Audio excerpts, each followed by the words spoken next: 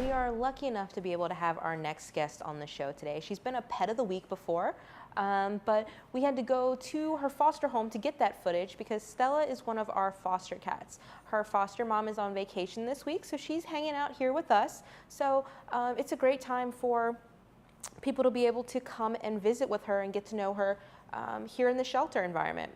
She is a 7-year-old domestic Shorthair, and she is a beautiful Torby. She's kind of got that silver color to her. She's very unique. I've never seen a cat that looks quite like Stella here at the shelter or ever before. Stella lives in foster care for a couple of really important reasons.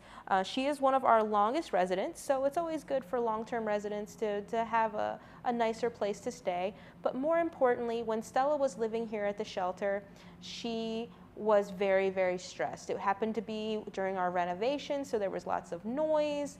Things were very kind of unpredictable, and Stella was very upset by that. That mixed in with an undiagnosed food allergy caused her to overgroom. So when they have that food allergy, they get itchy, so then they lick at stuff, and then she was stressed, so then she was licking more, and it was kind of one of those vicious cycles. And she ultimately licked a majority of the fur off of her body. So she had to wear a cone of shame. She had to go on some anxiety medication, some medication to help her fur grow back and deal with those allergies. And now, you know, from February to November, Stella is off most of her medication. Her fur is grown back, and she is back to being a normal cat. But because we don't want to risk any changes, we don't want to put her in another stressful environment, she still maintains her home in her foster care. Stella is your typical cat who wants to do things when she wants to do them. She's fairly independent, but she has taken ownership of her foster mom's house, and she likes to sit on the couch and watch TV at night. She currently lives with 2 other cats.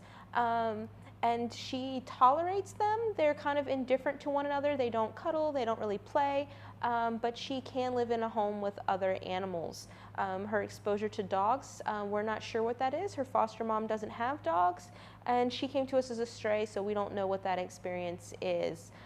The most important thing about Stella is that she does have a very special diet because she is allergic to several types of things. I believe seafood and chicken are some of the things that she's allergic to.